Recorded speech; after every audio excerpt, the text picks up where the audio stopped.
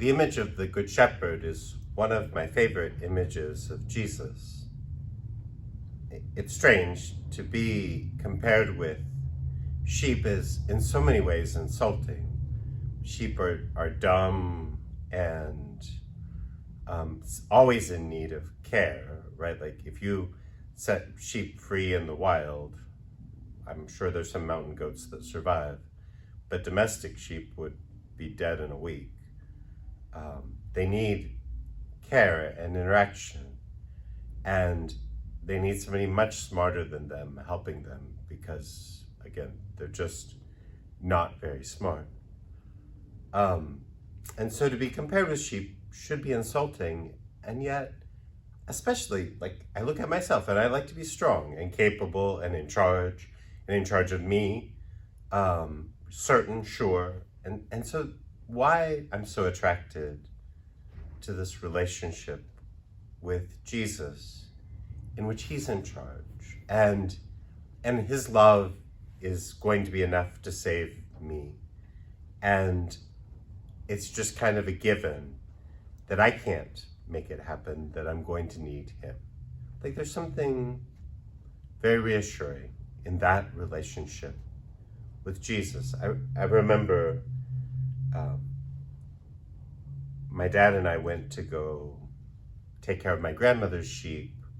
They had 60 acres in Harper, and something was going on. My grandmother couldn't get out there for a few weeks, and so we were going out to make sure the water was good and to check to see if they were still alive and to give them some extra feed, that sort of stuff. And whenever I would go with my grandmother, she would just honk the horn in her Bonneville, and because she had sweet food in the trunk.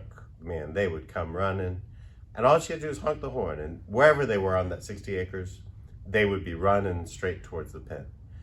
And so I told my dad, we're driving up, I'm like, Dad, honk the horn, honk the horn. He honked the horn, and the horn on our Silverado didn't draw any sheep up the hill. I think it was an S10. But the horn didn't do any good at all because they didn't recognize the horn. But they come to recognize my grandmother and her car. And I think there's something in the consistency of love that we experience that makes us able to recognize the voice. And our hearts are willing to be vulnerable.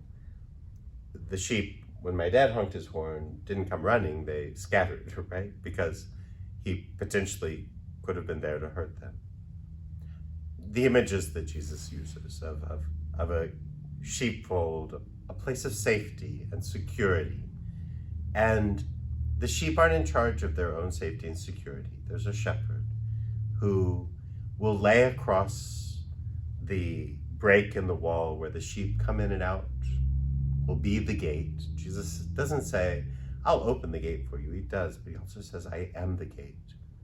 And in those little sheepfolds that you'll find scattered around the hillside near Jerusalem, if you're ever in the Holy Land, a wall of rocks, maybe waist high, with an entrance almost 6 feet long. And at night, the shepherd will lay in the entrance, and the sheep won't come and go, and neither will the wolves.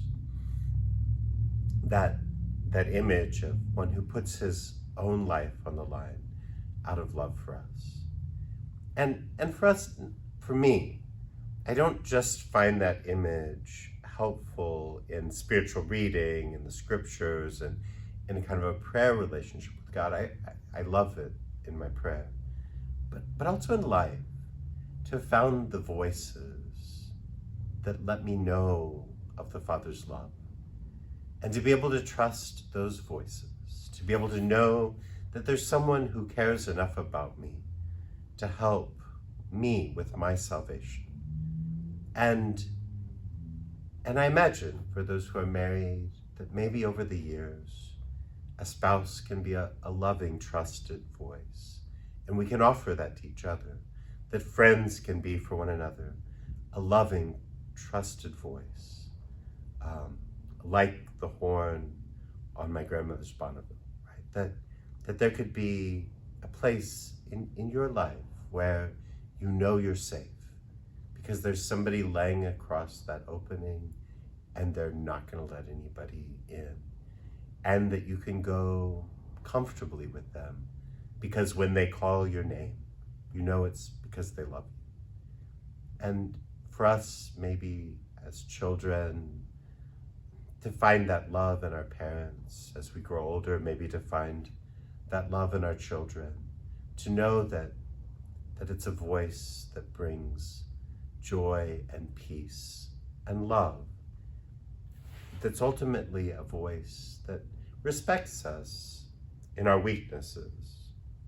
Maybe we highlight the weaknesses of sheep, but a voice that respects us in our weakness, but also looks to support and help and draw and protect us into salvation, into love, into the kingdom of God.